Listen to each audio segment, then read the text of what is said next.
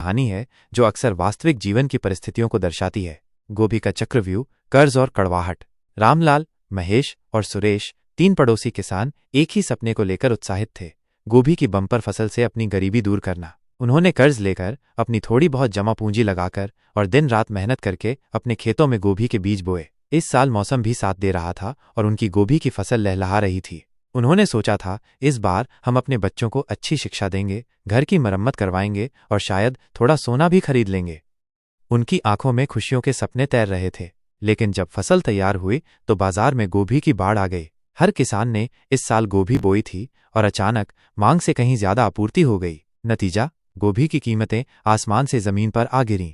रामलाल, महेश और सुरेश ने अपनी गोभी को औने पौने दामों में बेचने की कोशिश की, लेकिन खरीदार ही नहीं थे। मंडी में गोभी सड़ने लगी और उनके सपने भी। उन्होंने जो कर्ज लिया था उसका ब्याज बढ़ता जा रहा था। उनके बच्चों की स्कूल फीस बाकी थी और घर में राशन खत्म हो रहा था।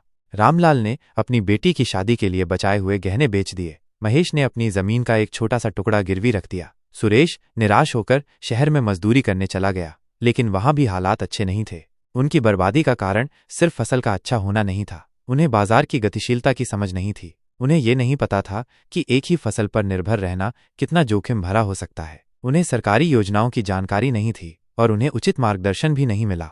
उनकी कहानी सिर्फ 3 किसानों की नहीं, बल्कि उन हजारों किसानों की है जो हर साल इसी तरह के चक्रव्यूह में फंस जाते हैं। उन्हें मौसम की मार, बाजार की अनिश्चितता और सरकारी नीतियों की कमी का सामना करना पड़ता है। ये कहानी हमें सिखाती है कि कृषि सिर्फ मेहनत और लगन से नहीं चलती। इसके लिए ज्ञान, योजना और समर्थन की भी आवश्यकता होती है। ये हमें ये भी याद दिलाती है कि हमें अपने किसानों की मदद करनी चाहिए ताकि वे अपनी मेहनत का सही फल पा सकें।